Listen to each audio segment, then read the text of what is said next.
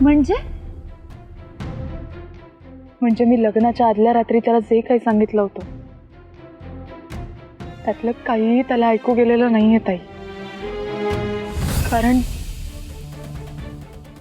मला उजव्या कानात ऐकू नाही येत.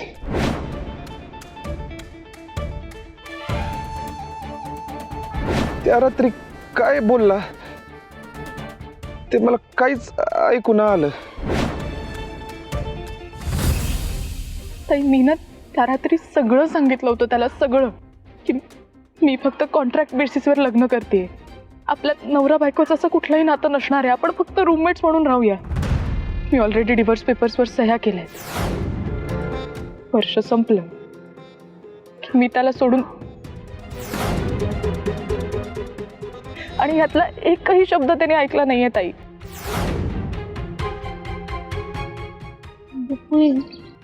काय होऊन बसलंय ग सगळं? म्हणजे पण मला एक गोष्ट कळत नाहीये की आता लग्नाला एवढे महिने झाले, इतक्या महिन्यात त्यांना एकदा पण हे कॉन्ट्रॅक्ट बद्दल कळलं नाही का? मला सोडून फक्त माईसाहेबांना माहित होतं.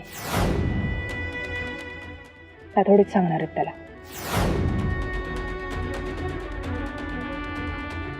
ताई काल जेव्हा मला कळलं ना की त्याला काहीच ऐकू गेलं नाहीये, माझ्या मनात आलं होतं की मी सांगून टाकते त्याला खरं खरं काय ते. तोंडातनं शब्दही फुटत नव्हते ग माझ्या.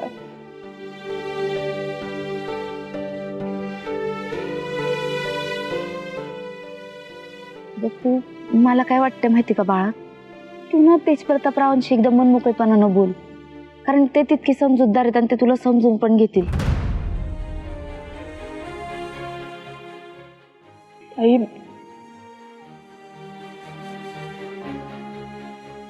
मला फक्त एवढंच वाटतं की मी जर त्याला आता खरं खरं सांगितलं ना तर त्याच्या मनात माझ्याबद्दल काहीतरी विचित्र चित्र निर्माण होईल. म्हणजे त्याला असं वाटूच शकतं ना की मी फक्त माझ्या स्वार्थासाठी त्याच्याशी लग्न केलंय. आमची मैत्री तुटू शकते, आमच्यात दुरावा निर्माण होऊ शकतो. ताई मला आता त्याचं मन नाही दुखावायचंय. असं खरंच खूप प्रेम आहे त्याच्यावर.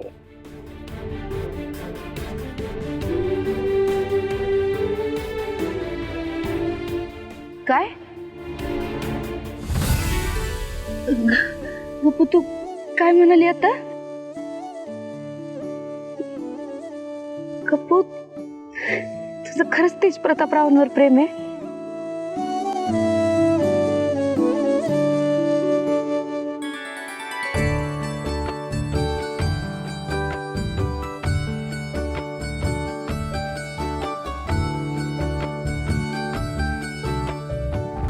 खूप भोळा आहे ग तो,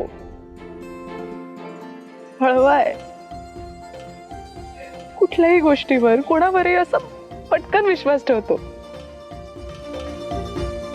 सगळ्यांना समजून घेतो, सगळ्यांची काळजी घेतो, सगळ्यांच्या मदतीला धावून जातो.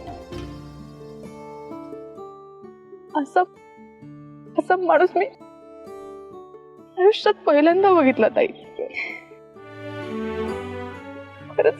खरंच खूप वेगळा आहे तो. कदाचित म्हणूनच मला आवडायला लागलाय. ताई गेले काही दिवस ना मला गोष्टी जाणवत होत्या, फील होत होत्या, पण ते प्रेम आहे हे नव्हतं कळत ग.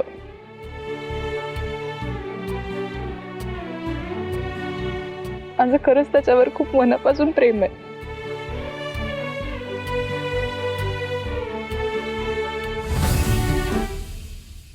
मग आता पुढं काय करायचं?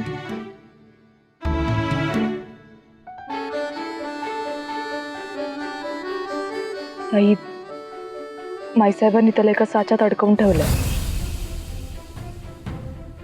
स्वतःच्याच मुलाचा फायदा घेतायत त्या.